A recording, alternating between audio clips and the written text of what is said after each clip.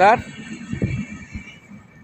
আপনার এই জলপাইগুড়ি যে 3টা রেলের সংযোগ, প্রচুর সরকারি জায়গা পড়ে আছে, তো এই বিষয়ে যদি আপনি কিছু বলেন, এই 3টা রেল সংযোগটা কিভাবে একসাথে করে একটা নতুন দিশা দেখানো যায়, এই বিষয়ে যদি আপনি কিছু আমার জানান। পিছনে এদিকে নিউ দমন স্টেশন, এখান থেকে আনুমানিক এই 1 কিলোমিটারের কাছাকাছি আছে। ঠিক আমার সোজাসুজি এদিকে আছে ওল্ড দমন স্টেশন, এটা এই পিছনে আছে। আর দেখুন এই আমার ডান দিকে এখন বর্তমানে ওই যে ট্রেনটা চলে যাচ্ছে ওইদিকে ওয়াইলেক স্টেশন, মানে ওয়াইলেক কানেকশন স্টেশন। এইখানে 4টা রেল লাইন একত্রিত প্রায়। এখানে আমরা ডিমান্ড করছি আমরা বিভিন্ন সংগঠন থেকে, তো এই 4টা স্টেশন ধুকে চলা যে স্টেশনগুলোকে একত্রিত করে একটি জংশন স্টেশনে পরিণত করা। তাতে দেখতেই পাচ্ছেন আপনি এইখান দিয়ে দেখেন এই যে অনবরত গাড়ি ঘোড়া চলাচল করছে। এইখান থেকে যদি এখানে একটা জংশন স্টেশন করা হয় তাহলে কিন্তু চলমান অবস্থায় বিভিন্ন গাড়ি ঘোড়া পাবে, যোগাযোগের একদম কেন্দ্রবিন্দু। ঠিক এইখান থেকে দেখেন 300 মিটার দূরে ন্যাশনাল হাইওয়ে 4 লেন ওই যেদিকে দেখা যাচ্ছে, এটা জেলা সড়ক ন্যাশনাল হাইওয়ে, এতগুলো রেল লাইন একত্রিত হওয়ার জায়গা। এদিকে লাটাগুড়ি ট্যুরিস্ট স্পট এলাকা আছে, প্রচুর ট্যুরিস্টরা আসে, যেটা নাকি অন্য দূরে স্টেশনে নেমে তারপর ট্যুরিস্ট এলাকায় আসে, তারা বিভিন্ন যানবাহন ব্যবহার করে তারপর সেখানে পৌঁছাতে হয়। প্রচুর খরচ হয়, অর্থনৈতিকভাবে প্রচুর খরচ হয়, তা সত্ত্বেও তারা আসে, তারা ডাইরেক্ট ট্রেন পেলে এইখানে যদি সরাসরি পায়, যেমনি ওদের খরচ কমবে, তেমনি এই এলাকাটা অনুন্নত এলাকা, মানে এই একটা সময় এরা মতুয়া সম্প্রদায়ের লোক বা অনুন্নত বা SC ST OBCদের বসবাস জায়গা, এইসব জায়গাগুলো তারা এক ধরনের ছিন্নমূল হয়ে আসে। এখানে কিন্তু বিশাল একটা এই জিনিসটা হলো কর্মসংস্থান হতে হবে, এরা বাঁচতে পারে, এদের বংশধররাও বাঁচতে পারে, এদের শিক্ষা দীক্ষা তারা অনেকটা এগিয়ে যেতে পারে এই কর্মসংস্থান হলে। কারণ ইনকাম না থাকলে শিক্ষা দীক্ষা সব দিক দিয়ে পিছিয়ে যাবে। এই সম্প্রদায়কে উঠানোর জন্য এই একটা পথ, বিশাল বড় পথ, এখানে যদি জংশন স্টেশন করা যায়। আপনি দেখতে পাচ্ছেন এই নিচ দিয়ে আমরা যে কোনো স্টেশনে নামলে সাধারণত দেখা যায় কি, যে একখান থেকে নেমে আরেকখানে টোটো ধরতে যাইতে হয়, অটো ধরতে যাইতে হয়, সেখানে অনেক দূরে যেতে হয়। টোটো অটো ধরতে গিয়ে তার যদি প্যাসেঞ্জার পুরোপুরি না হয়, সে তখনও তার যানবাহন নিয়ে রওনা হতে চায় না।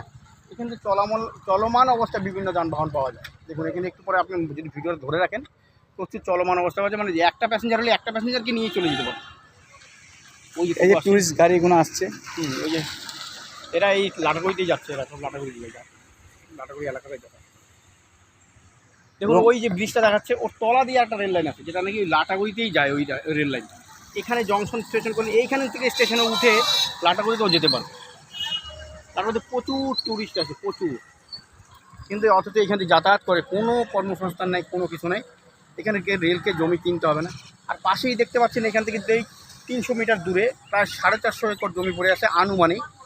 এখানে কিন্তু একটা এইমসের মতন হসপিটাল হতে পারে এবং রেলের যন্ত্রাংশ কারখানা তৈরি হতে পারে। এই এলাকার একদম বিশাল উন্নতি হতে পারে, যে উত্তরবঙ্গ অনন্ত উত্তর পূর্ব ভারত মিলে হয়ে যেতে পারে, যে একটা বিশাল ভারত সরকারের, হ্যাঁ, ভারত সরকার এই জায়গায় পড়ে আছে, একটা কর্মসংস্থা সাধারণ মানুষের হতে পারে। এই দাবি করছেন আপনার সরকারের কাছে। পিছনে দেখুন এই যে বাংলাদেশের রেল লাইন, মানে এটাও ওই চ্যাংরাবান্ধা যায়, চ্যাংরাবান্ধার থেকে প্রচুর লোক বাংলাদেশ থেকে চিকিৎসার জন্য আসে, তারা কিন্তু এখান থেকে ট্রেন ধরতে পারবে, প্লাস এদিকে ভুটান থেকে এসে ধরতে পারবে। আপনি দেখুন বাংলাদেশের সাথে আমাদের এখন ভালো সম্পর্ক, এখন না আগাগোড়াই আমাদের ভালো সম্পর্ক। এখন হলদিবাড়ি যে নতুন করে রেল লাইন চালু হচ্ছে, এটা কিন্তু ওই বানারহাটে ওরা রেল লিঙ্ক কিন্তু এই রেল লাইনটাকে ব্যবহার করতে পারে, এটা শর্ট রুট হতে পারে। এইখানটা যদি ওয়াইলেক কানেকশন করে দেয় আরেকটা ওই যে আমাদের 15 মিনিট থেকে, তাহলে কিন্তু বাংলাদেশের জন্য বিশাল উপকার এবং শর্ট রুট হতে পারে। বাংলাদেশের পণ্যগুলো যেতে যে খরচ হয় তার থেকে সরকারের সেই খরচটাও বাঁচবে, এটা বলতে চান। তাতে এখানে প্রচুর লোকের, কয়েক হাজার লোকের কর্মসংস্থান হবে, যেটা উত্তরবঙ্গের জন্য ভীষণ এবং জলপাইগুড়ি জেলার জন্য এটা ভীষণ উন্নয়নের একটা ধারা নিয়ে আসতে পারে সরকার যদি চায়। এবং এখানে যেইভাবে সরকারি জমি ধীরে ধীরে নষ্ট হয়ে যাচ্ছে, মানে জমি বলছে আমাকে কাজ দাও, আমাকে ব্যবহার করো, কিন্তু এখানে সঠিকভাবে সেই জমি ব্যবহার করা হচ্ছে না, পচে সেটা জঙ্গল অবস্থায় পড়ে আছে। জমি না কৃষি ব্যবহার হচ্ছে। আজকে ধরুন কৃষকরা যদি কৃষিকাজও করতো তাহলে কিন্তু খাদ্য উৎপাদন হতো, কিন্তু খাদ্য উৎপাদন হচ্ছে না, কিছু হচ্ছে না, খালি পড়ে আসে, বরং জবরদখল হয়ে যাচ্ছে। এবং ধীরে ধীরে সেই জবরদখলে ঘর বাড়ি ধীরে ধীরে হয়ে যাচ্ছে। একটা সময় এটা নিয়ে এক ধরনের অপরাধ হবে, আর হয়তো তাদের একটা সময় তুলে দিতে হবে। এখনই যদি কিছু করে তাহলে এখানে কর্মসংস্থানে তারা জবরদখল করবে না, তারা অটোমেটিক ইনকাম বাড়বে, তারা জবরদখলের দিকে এগোবেই না। এই সেটটা যদি একটু বলেন, এই থেকে একটা স্টেশন দেখা যাচ্ছে তাই তো? ওই যে দেখুন এইটা ওয়াইলেক স্টেশন দেখা যাচ্ছে, ওই যে আপনার যদি সূর্যের জন্য আলোতে দেখা যাবে না, সাদা বিল্ডিং দেখা যাচ্ছে ওয়াইলেক কানেকশন স্টেশন, মানে একটা রেল লাইন ওদিকে গেছে, একটা এদিক দিয়ে গেছে। এটা গেছে মাথাভাঙ্গা চ্যাংরাবান্ধা হয়ে একদম নিউ কুচবিহার হয়ে আসামের যোগীগোপা, আর এটা চলে গেল নিউ কুচবিহার হয়ে এটাও চলে গেলো আসামের দিকে। আর ঠিক এই যে দেখা যাচ্ছে এই যে লোহার ব্রিজটা, এই তলা দিয়ে একটা রেল লাইন আছে, সেটা গেছে লাটাগুড়িতে প্লাস চ্যাংরাবান্ধার দিকে গেছে।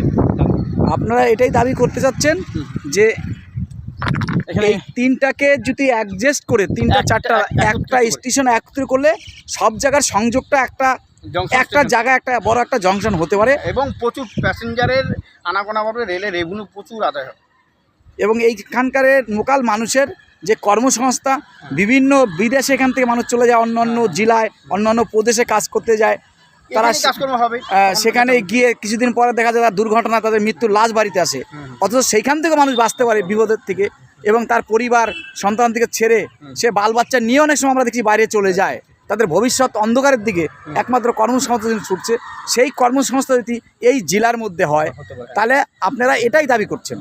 এবং আমি এর আগেও বললাম 300 মিটার থেকে 400 মিটার ন্যাশনাল হাইওয়ে 4 লেন, এটা ঠিক রেল লাইনের তলায় জেলা সড়ক, এইখানে যদি জংশন হয় কোনো যোগাযোগের কোনো সমস্যা হবে না, ছোট গাড়ি বড় গাড়ি সব সময় অনবরত। অনুমানিক এখানে কত একর জমি আছে? ওই যে গাছগুলো দেখাচ্ছে পুরনো দমন স্টেশন আর কি, যেটা বেঙ্গল ডুয়ার্স রেলওয়ে হেডকোয়ার্টার ছিল একটা সময়, এখানে আনুমানিক 450 একর জমি পড়ে আছে। 450 একর জমি পড়ে আছে আনুমানিক। তো এটা সরকার কোনোভাবে এখানে কোনো দিচ্ছে না, এখনও করছে না। তো আপনারা চাচ্ছেন এটা একটা সুস্থ সমাধান হোক, বা এখানকার প্রশাসন বা এখানকার ডিএম বা এখানে প্রশাসন বা রেলওয়ের যারা বড় কর্তারা আছে, এটা হচ্ছে কোন জোনের মধ্যে পড়ে? এটা হচ্ছে মালিগাঁওয়ের মধ্যে পড়ে, আর এটা আলিপুর ডিভিশনের মধ্যে পড়ে। আলিপুর ডিভিশনের মধ্যে। তো সেখানে আপনারা কোনো দরখাস্ত বা কোনো কিছু আবেদন দিয়েছেন? নাগরিক মঞ্চের মাধ্যমে দিয়েছি, তারপর আরও বিভিন্ন সংগঠনের মাধ্যমে বহু চিঠি গেছে, এখনও সরকার কোনো বা আমাদের যারা রেলমন্ত্রী আছেন তার কাছে কোনো চিঠি আপনারা পাঠিয়েছেন? আমরা ওই নাগরিক মঞ্চের ভায়া হয়ে পাঠিয়েছি, এখানে রেলের যে স্টেশন সেখানে ভায়া হয়ে পাঠিয়েছিলাম। আর কে তখন রেলমন্ত্রী ছিল যখন আপনারা চিঠিটা পাঠিয়েছেন? এই আমাদের অশ্বিনী বৈষ্ণব ছিলেন, তার আগেও আমরা ওই ডিআরএমকে পাঠিয়েছি।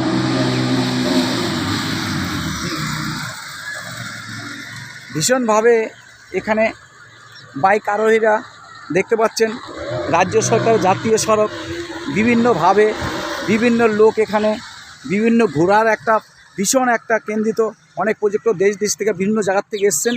তো এই জায়গাটা সরকারি যদি করে ভীষণভাবে একটা স্টেশন, এখানকার মানুষের যে দাবি সেটা অনেক দিনের দাবি পূরণ হবে। বহুজন নিউজ, এই জায়গাটার নাম কি স্যার? দোমোহনী। দোমোহনী, বহুজন নিউজ ইন্ডিয়া, দোমোহনী।